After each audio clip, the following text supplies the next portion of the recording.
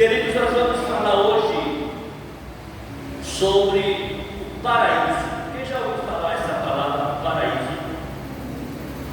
Diz amém.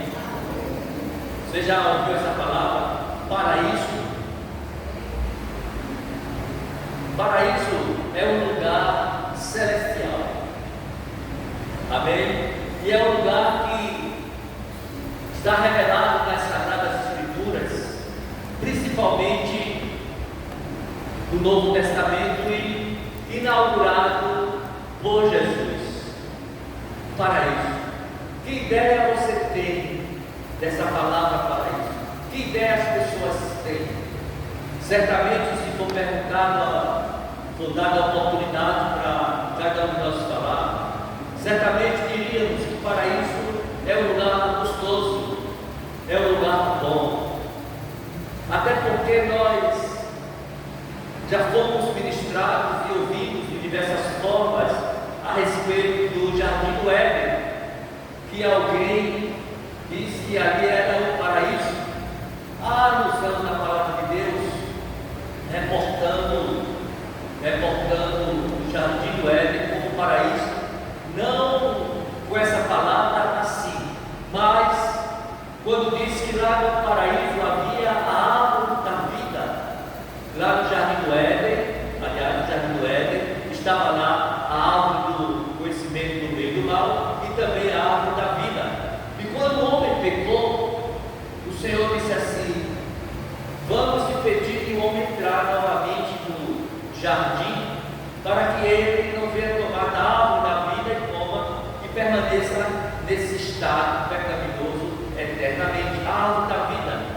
E a palavra de Deus vai nos dizer lá em Apocalipse que lá no paraíso tem a árvore da vida, onde nós iremos nos alimentar dela, amém? Então o Jardim do Éden pode ser aludido também ao paraíso.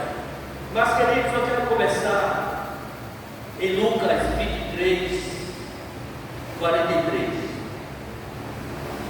Do livro de Lucas.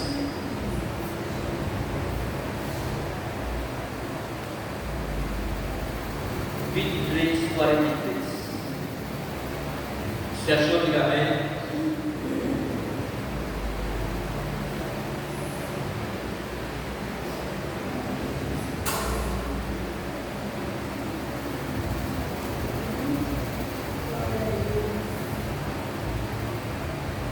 Lucas 23, 43. Amém? Vamos lá. E disse-lhe Jesus: em verdade te digo que hoje estarás comigo no paraíso. Vamos orar? Pai, nos entregamos as tuas mãos, Espírito Santo, para aquilo que o Senhor quer nos falar. Nós nos entregamos completamente, Pai, e em teu nome nos desfazemos de toda preocupação, ansiedade, tudo, Senhor, que de alguma forma queira impedir que nós recebemos a tua palavra. Espírito Santo, nos ajude tanto no falar quanto no ouvir a tua palavra para o louvor da tua glória, e forma em nós a tua vontade, o teu querer. É isso que eu te peço em nome do Senhor Jesus. Amém. Queridos, essa fala que Lucas aqui escreveu é justamente uma fala do nosso Senhor e Salvador Jesus Cristo, num momento muito importante para a minha vida e para a tua vida também, e também num momento importante da vida de Cristo, embora seja cheio de sofrimento e dor, mas foi um momento em que ele estava cumprindo aquilo que o Pai o havia determinado fazer: enviar Jesus a esse mundo para morrer em morte de cruz pelos meus e os teus pecados. Mas esta fala de Jesus Cristo ali pendurado na cruz é uma resposta que ele dá ao pecador, assim como Um pecador que havia conduzido a sua vida até aquele momento da cruz de uma forma indevida, porque Jesus vai dar a resposta para o homem que, igualmente a Cristo, estava sendo crucificado, não pelas mesmas razões, mas estava sendo crucificado. E no momento da vida dele, eu gostaria que nós observássemos isso, porque Jesus faz essa promessa para ele de que ele estaria no paraíso com Cristo no momento final da sua vida, depois de toda uma história de sua própria vida. Não sabemos a idade desse homem que estava ao lado de Cristo, mas até então ele havia se comportado de uma maneira que repudiava e que afastava Deus da vida dele. E isso nos traz uma mensagem muito grande, que não importa a vida que nós vivemos antes de se encontrar com Cristo, agora depois que nós nos encontramos com Cristo, nós devemos viver de uma maneira tal que no final da nossa vida, ou na volta de Cristo no arrebatamento da igreja, nós possamos ouvir as palavras benditas de Jesus: venha meu servo, você foi fiel um pouco, sobre o muito te colocarei, entra no gozo do teu Senhor. Amém? Então nós devemos conduzir nossa vida dessa forma. E de quem é a responsabilidade de conduzir a própria vida, senão nós mesmos? Desde a idade em que nós nos achamos com a condição de pensar e escolher as coisas, nós estamos definindo a nossa vida do presente para o futuro. E esse rapaz ali ao lado de Cristo, quando Jesus falou a palavra paraíso e o Novo Testamento registra pela primeira vez, ele disse: hoje mesmo estarás comigo no paraíso. Para se entrar no paraíso, é necessário, primeiramente, crer em Jesus. Amém? Ninguém estará lá no paraíso por outro caminho. Não está. E aquele rapaz, glórias a Deus por isso, no momento final da sua vida, em que ele mesmo, ainda naquela situação, conforme relata os evangelhos, ele e o outro que fora pendurado também de Jesus no meio, eles blasfemavam de Cristo, tanto esse como o outro, diziam coisas: se tu és o Cristo, diziam eles, desce da cruz e salva a ti e a nós também. Queridos, que esse episódio da cruz nos relata também o quanto eu e você, na nossa caminhada de vida, nós podemos ser influenciados. Tanto ser influenciado para fazer as coisas boas, como para fazer as coisas ruins. Mas também o texto nos relata algo interessante, o contexto dessa história, porque esse rapaz a quem fora o alvo das palavras de Cristo, antes de chegar a ser merecedor, vou dizer assim, pelo seu arrependimento dessas palavras, ele também fora influenciado por aqueles que estavam contemplando ao pé da cruz aquele Filho de Deus, o Salvador do mundo, e todos chegavam e diziam uma chacota com Jesus: olha isso aí, ó, ele que disse que é o profeta, ele que ressuscitou os mortos, ele que curou os enfermos, quero ver o Senhor poder agora, desça da cruz agora, que nós vamos crer em você. E eles, tanto este como o outro, foram influenciados também por essas pessoas que blasfemavam do Senhor Jesus naquele dia. E eles disseram: você não é o Cristo, salva a tua vida e a minha também, e a da gente, desce da cruz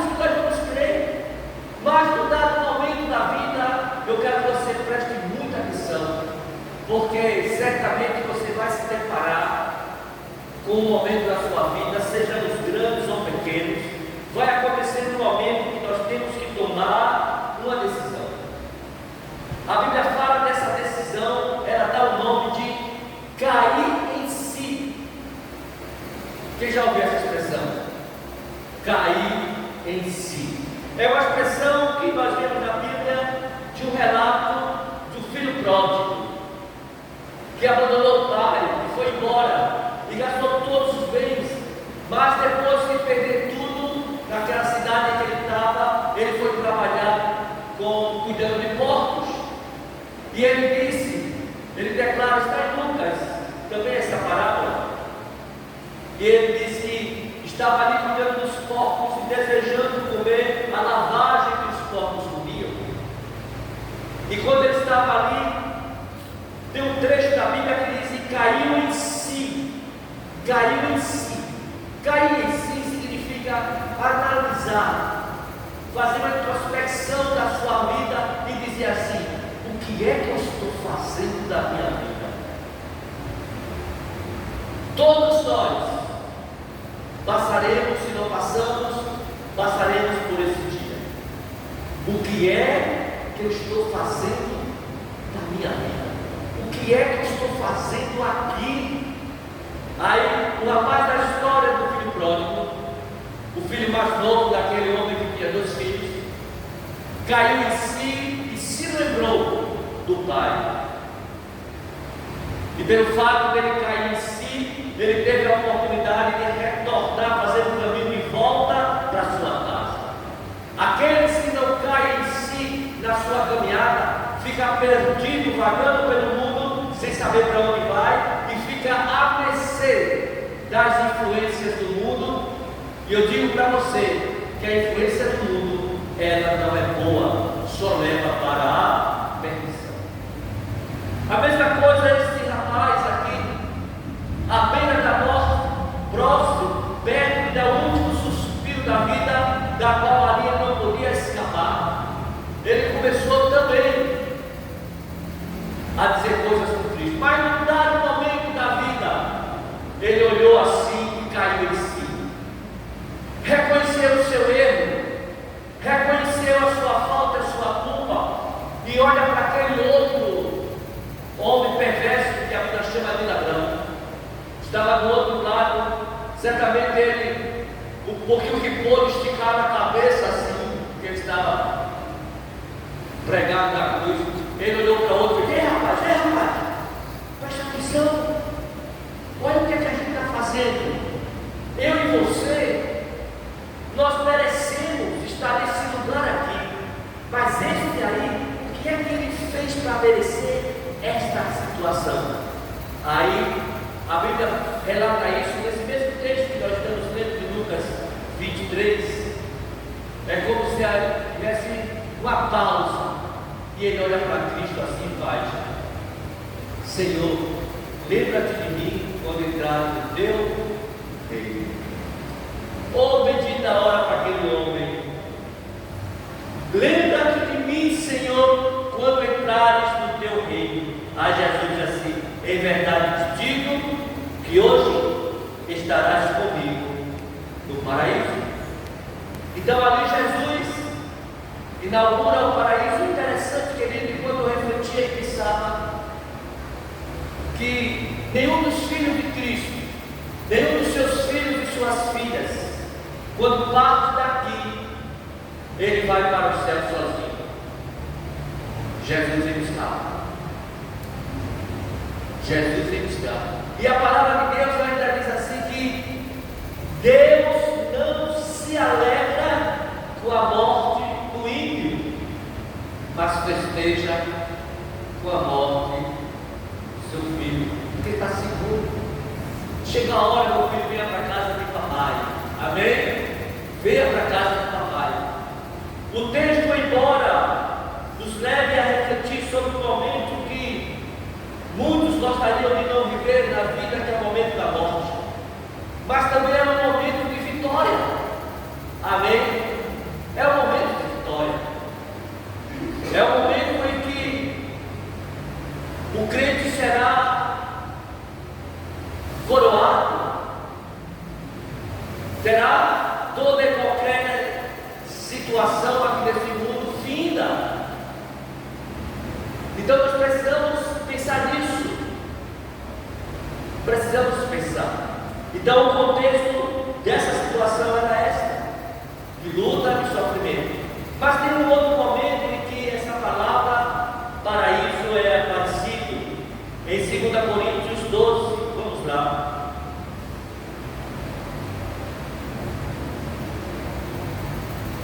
Coríntios, capítulo 12.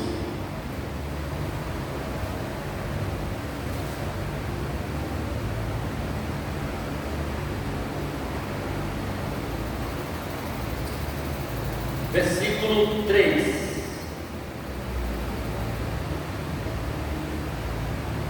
Vou ler a partir do versículo 12 para que a gente possa ter uma compreensão melhor do que o apóstolo Paulo está escrevendo aqui.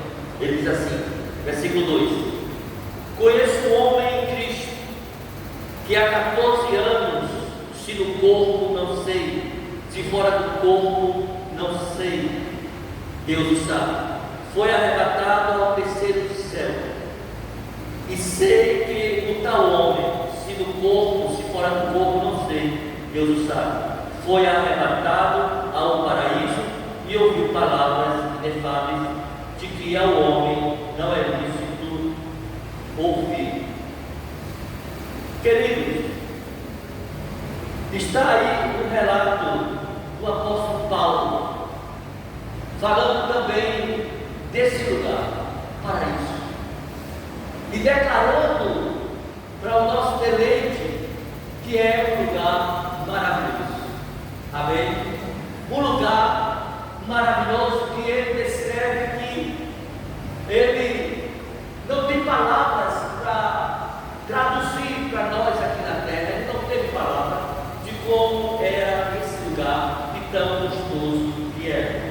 E isso, queridos, Deus permitiu e levou o apóstolo Paulo, acreditamos que foi ele, porque ele declara que esteve no terceiro céu,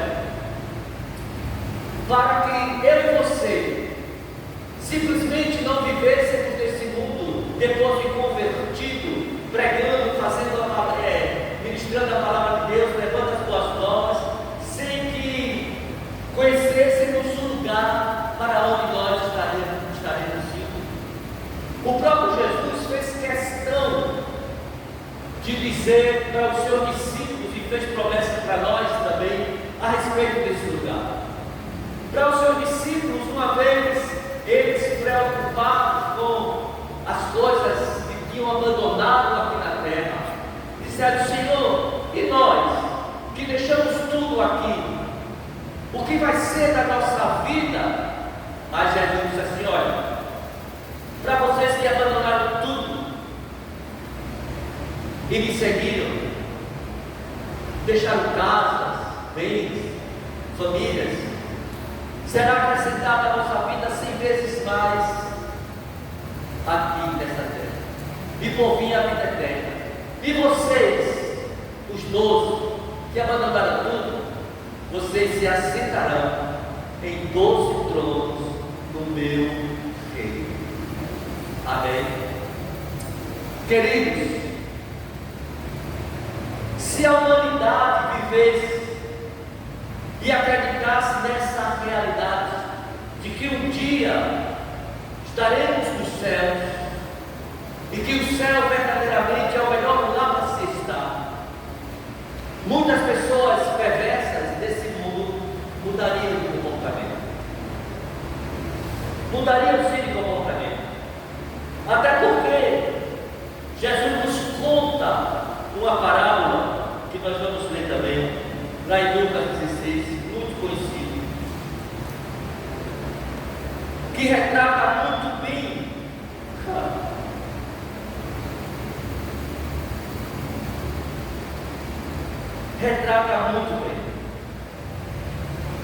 isso que eu estou falando. Se as pessoas levassem a sério aquilo que a palavra de Deus relata e deixassem isso tomar conta das suas emoções, dos seus sentimentos, tomariam posições diferentes da vida, veriam que não vale a pena, aliás, estar fazendo coisas erradas, andar longe de Deus, porque a nossa vida passa. A Bíblia diz que era como a fumaça, que a gente vem e vai embora, é como a flor do campo, é passageiro. Então Jesus conta esta parábola em Lucas 16, 19, e diz assim: e havia um homem rico e vestia-se de púrpura e de linho finíssimo, e vivia todos os dias regaladamente e esplendidamente. Havia também certo mendigo chamado Lázaro, que jazia cheio de chagas à porta dele, e desejava alimentar-se com as migalhas que caíam na mesa do rico, e os próprios cães iam na mesa das chagas. E aconteceu que o mendigo morreu e foi levado pelos anjos para o seio de Abraão. E morreu também o rico e foi sepultado. E no Hades ergueu os olhos, estando em tormento, e viu ao longe Lázaro do seu seio, viu Abraão e Lázaro do seu seio. E clamando disse: Pai Abraão, tem misericórdia de mim, e manda a Lázaro que molhe na água a ponta do seu dedo e esfregue e refresque a minha língua, porque estou atormentado nesta chama. Disse, porém, Abraão: Filho, lembra-te de que recebeste os teus bens em sua vida, e Lázaro somente males, e agora este é consolado e tu atormentado. E além disto, está posto um grande abismo entre nós e vós, de sorte que os que quisessem passar daqui para vós não poderiam, tampouco os de lá passar para cá. E disse ele: rogo-te, pois, ao Pai, que eu mandes a casa de meu pai, pois tenho 5 irmãos para que lhes dê testemunho, a fim de que não venham também para este lugar de tormento. Disse Abraão: tem Moisés e os profetas, ouçam-nos. E disse ele: não, pai Abraão, mas se algum dos mortos fosse ter com eles, arrepender-se-iam. Porém Abraão disse: se não houve a Moisés e os profetas, tampouco acreditarão, ainda que algum dos mortos ressuscite. Não sei se você compreendeu bem, mas o texto que Jesus conta essa parábola é bem claro. Existe um lugar que Jesus chama nesse tempo aí seio de Abraão, porque era chamado seio de Abraão, o local onde as pessoas que partiam ficavam lá, aguardando o momento de ser transferido ou trasladado para outro lugar, que como Jesus veio, inaugurou o paraíso. Antes era chamado de seio de Abraão, mas o texto é muito claro. O texto, qualquer leitura simples, você compreende. Jesus conta a história de 2 homens e parece-nos que isso está além da parábola, porque Jesus dá nome. Jesus parece que ele conhecia ou conheceu aquele homem que vivia lá na porta daquele trigo rico, porque dá nome Lázaro. E quando ele conta parábolas, as 2 parábolas, ele não dá nome às pessoas. E esse ele deu. Lázaro, não sabemos acertadamente, mas ele diz que esse homem vivia sofrendo e o outro não estava nem aí para o problema dele. Gente, nós não podemos viver nesse mundo alheio dessa realidade. As pessoas que não entregarem a vida para Cristo, elas estão correndo perigo seríssimo da sua estada eterna. E Deus conta comigo e contigo para que a gente seja a luz que ilumine o coração dessas pessoas.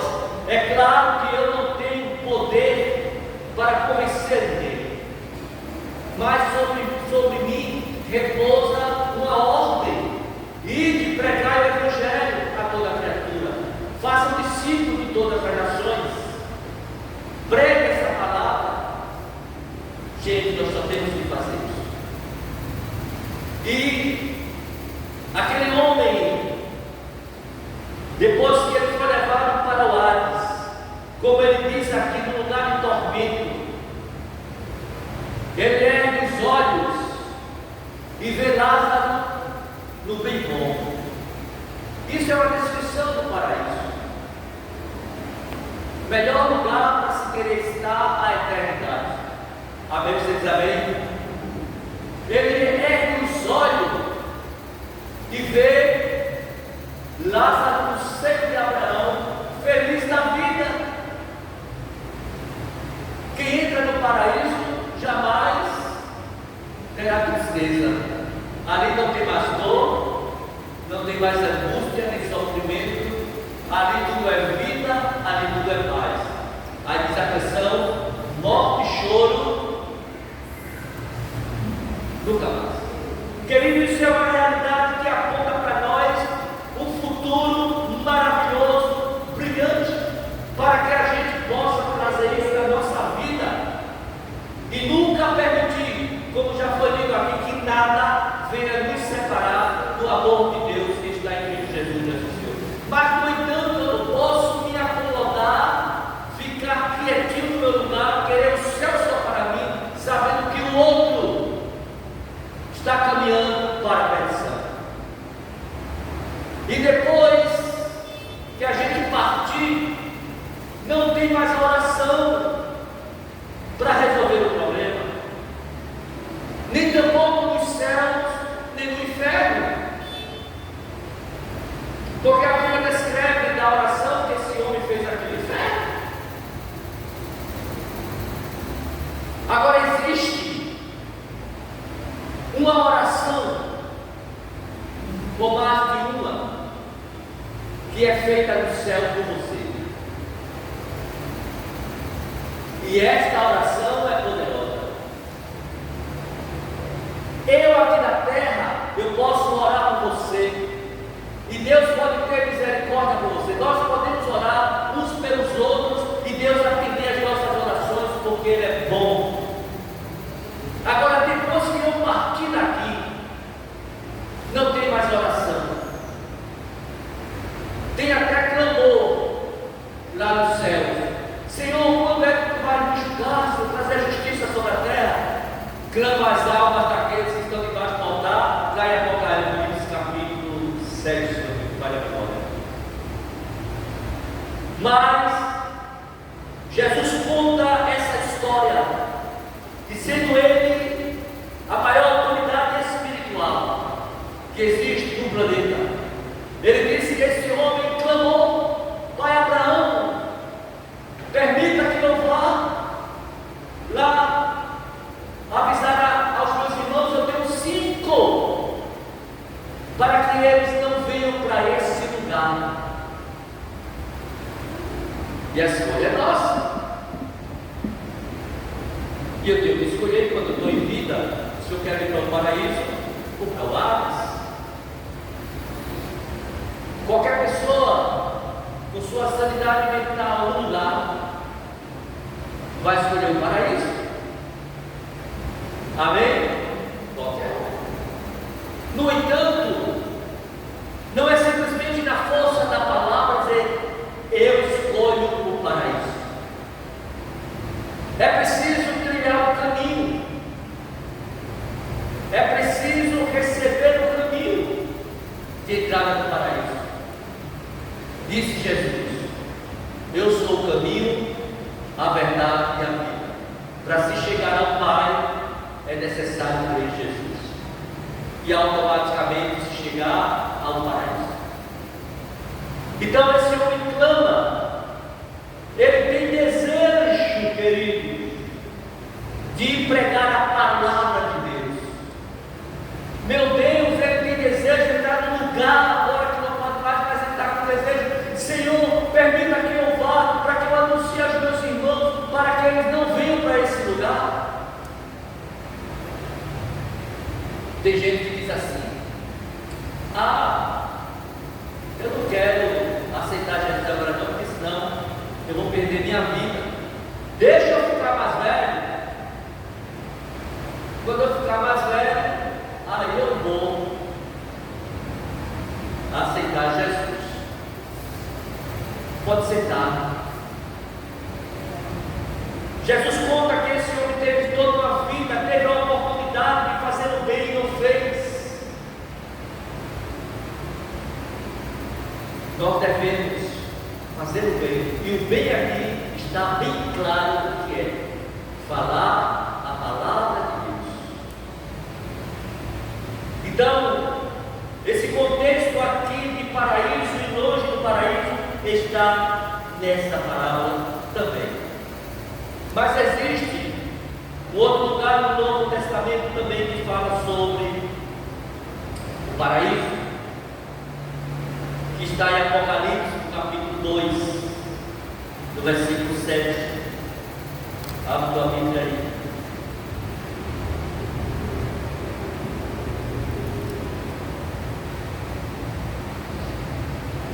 Apocalipse 2, versículo 7.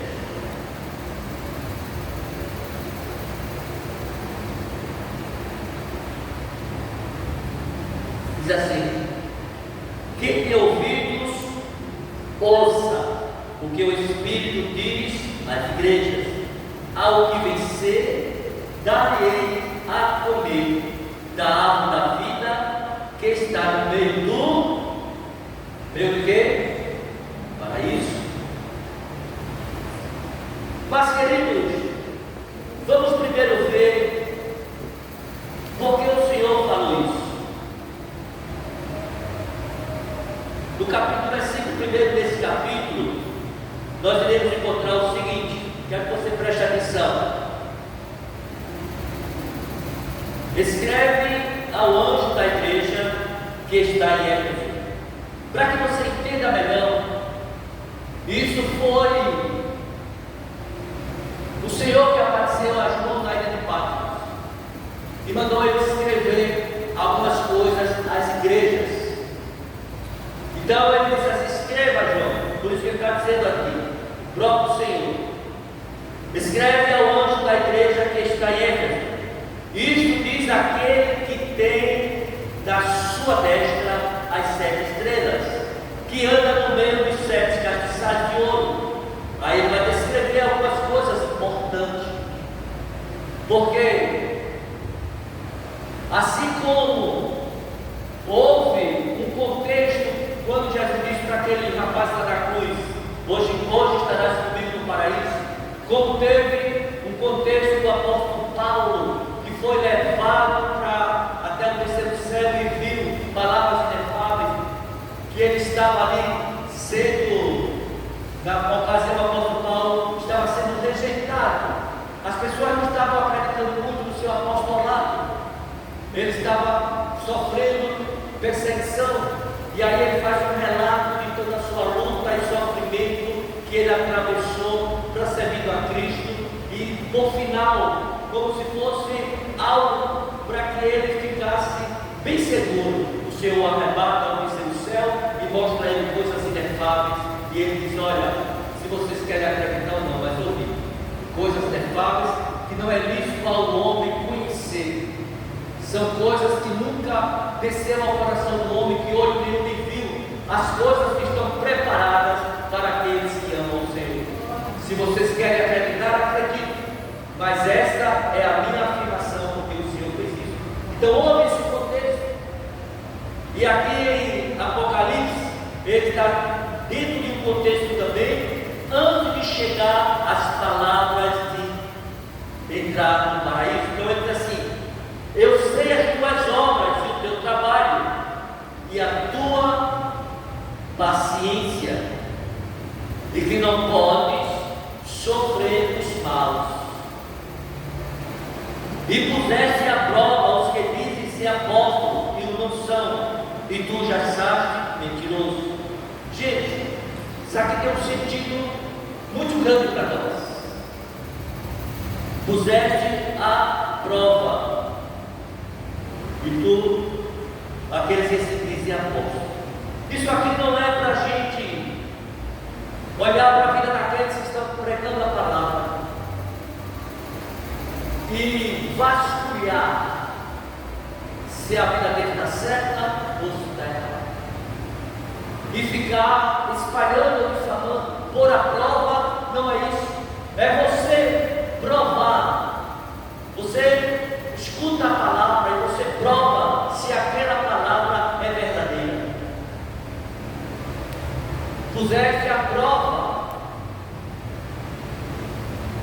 E quando ele diz assim: e tu os achaste mentirosos, mas guardaste a verdade.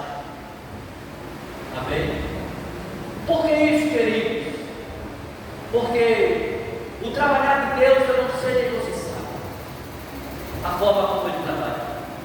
Porque se o próprio Jesus diz que naquele dia de entrada no paraíso, muitos vão chegar para o Senhor e vão dizer assim: Senhor, no teu nome nós pregamos a palavra, no teu nome nós ressuscitamos os mortos, em teu nome nós curamos os enfermos.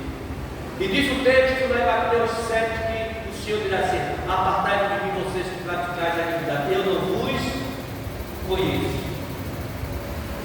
Então, queridos, nós precisamos olhar para esse texto de uma forma diferente. A palavra do Senhor, ela tem poder. Amém? A palavra do Senhor, ela tem poder. Então não é a pessoa que faz, mas é a palavra do Senhor. Em teu nome, se você fez o meu nome, mas você era mentiroso, você praticava a iniquidade, então eu não. O texto diz assim: aqueles que temem ao Senhor, que servem ao Senhor, aparte-se de toda iniquidade. Então, o Senhor está dizendo aqui, mandando João escrever: puseste à prova os que dizem ser apóstolos e não são, e tu os achaste mentirosos, e sofreste, e tens paciência. Gente, veja para essa expressão: e sofreste. Nos machuca. Você que serve a Cristo, você que está lutando, levando o Evangelho puro, santo, natural, e você sofre quando alguém não está fazendo de igual modo, está usando de má fé, vou dizer assim, está usufruindo das coisas de Deus, mas não está andando corretamente. A palavra de Deus manda a gente orar. Sofrer aqui é suportar aquilo e orar pelo outro, mas nunca espalhar, porque Deus trata com os seus. Amém? E sofreste e tens paciência, e trabalhaste pelo meu nome, e não te cansaste. Veja o contexto aqui que ele está falando de entrada no paraíso.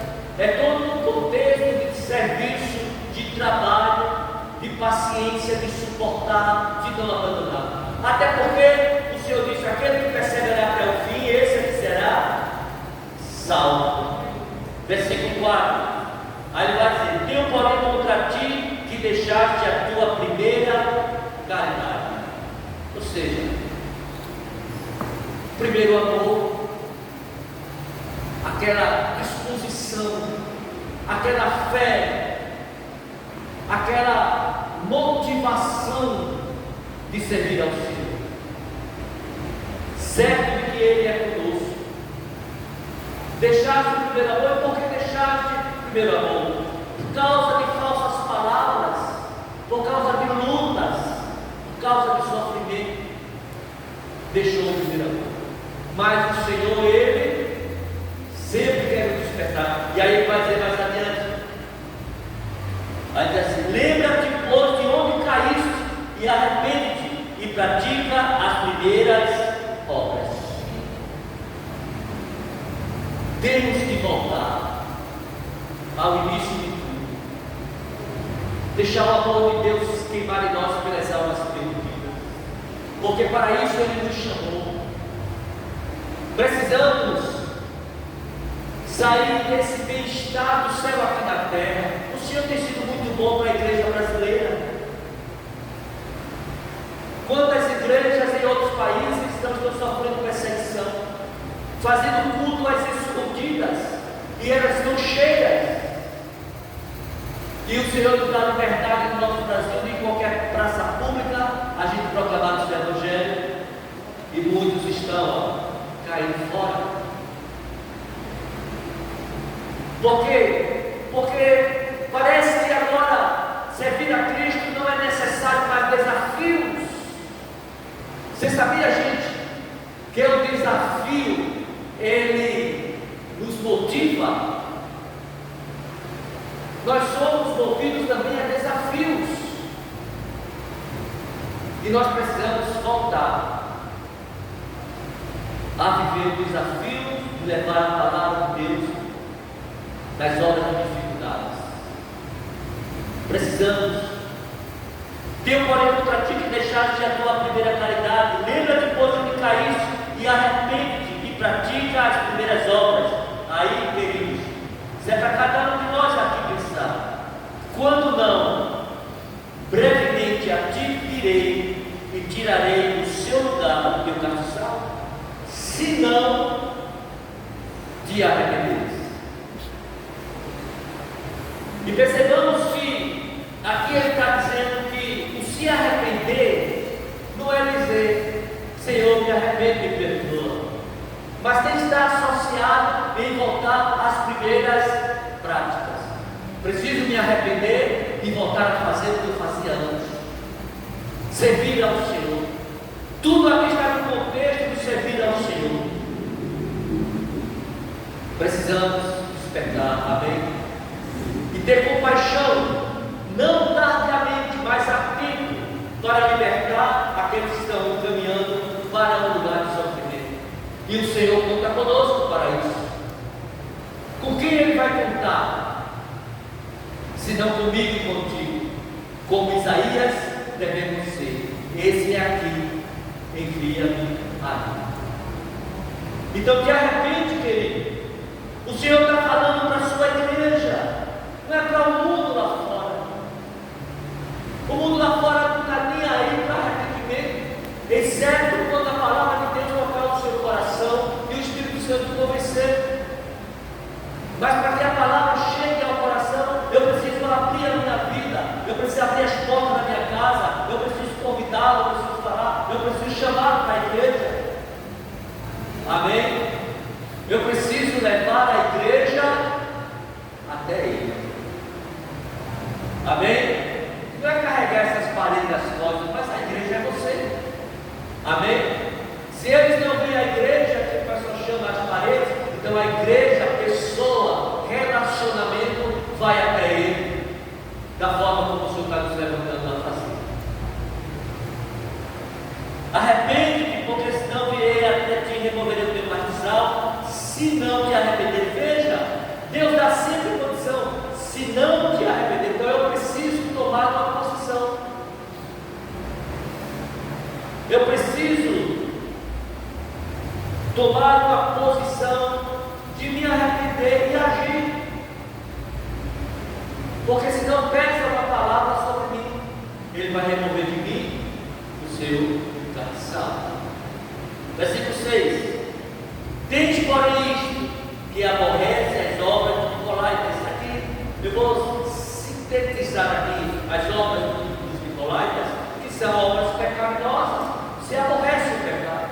Temos que aborrecer o pecado de toda e qualquer natureza, porque Deus aborrece o pecado. Deus ama o pecador, mas aborrece o pecado. Então nós devemos aborrecer o pecado. Então, as obras dos Nicolaítas, as quais eu também aborreço. Aí ele vai dizer: quem tem ouvidos, ouça o que o Espírito diz à igreja. Gente, quem tem ouvidos?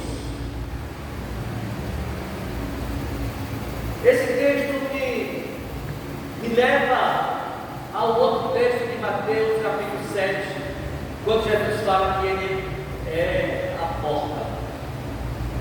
porta estreita. Ele fala dos dois caminhos, ele vai dizer assim: entrai pela porta estreita. Aí ele vai dizer: são poucos os que a encontram.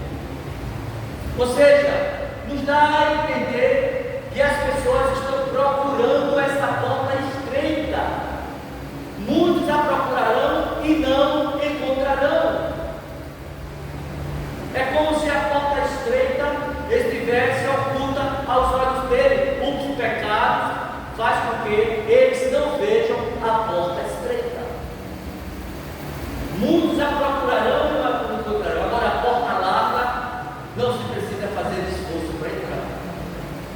E quem é que vai apresentar esta porta estreita para as pessoas que estão tateando, querendo encontrá-la? Eu e você.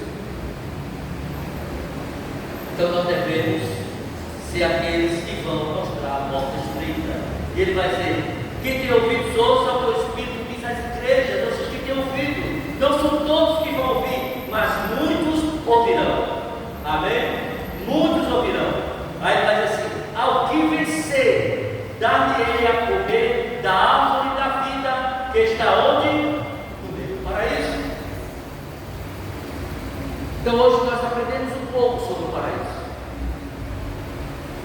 Ser servo, ser discípulo de Jesus, não é somente viver aqui nessa terra, ser abastecido por Ele, ter a nossa necessidade suprida, necessidade de alimentação, de morada, de saúde, de proteção, e está tudo bem, depois vou para o céu. Não, não é isso.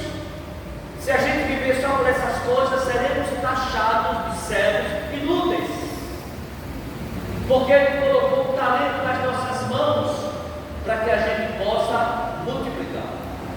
Amém? Então não enterre o talento, porque o paraíso nos aguarda. E eu digo isso não é com a ênfase do morrer, mas na ênfase daquilo que Jesus conquistou para mim e para você. Amém? E eu tenho certeza que você quer ir para o paraíso, não para outro lugar, porque o outro lugar não foi feito nem para mim, nem para você, nem para nenhum ser humano. Amém? Vamos ficar em pé.